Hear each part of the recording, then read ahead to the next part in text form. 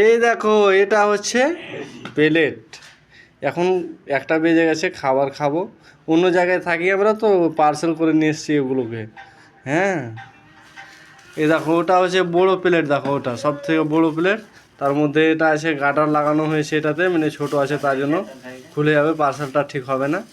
হ্যাঁ, আর এই যে এটা আমার প্লেট, এখানে রেখে দিয়েছি পাটরা আর পালাকার ওপরে। এটি বাপরে, এই দেখো টিফিনে আবার সবজি এনেছে গো, সবজি। এই দেখো টিফিনগুলো দেখো, এই দেখো। এটা হচ্ছে আমার খালেদো ভাই। এটা শন ভাই, খালেদো ভাই। শন ভাই, খালেদো ভাই, মানে আগে খালেদো ভাই, পরে শন ভাই। হ্যাঁ, আর আমাকে হয়তো দেখলে গেলে মোবাইলটা অন্য কেউকে দিতে হবে। তো বর্তমানে কি করা যায়, মানে এইগুলো দেখাচ্ছি এ কারণে কি, দেখো বিদেশ খাটোয়াদের দেখো জীবনটা কীরকম। বাড়িতে থাকলে তো এগুলোর অসুবিধা হতো না। কি টিফিন ফিফিন আবি যাবি এসব প্যাক করে নিয়ে আসা হতো ভাতগুলোকে গামলা ফামলাতে। এখানে বাইরে আছি তো গামলা কোথাও পাবো অতগুলো সামানগুলো। তাই জন্যই যে দেখো ক্যালার পাতে প্লেট বানানো হয়েছে।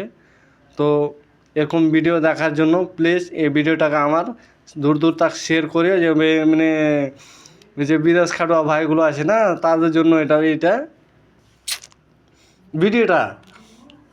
আচ্ছা চলো। বিদেশে কাজ করবে লোকের কি কষ্ট, দেখো একটা প্লেটও জুটে না।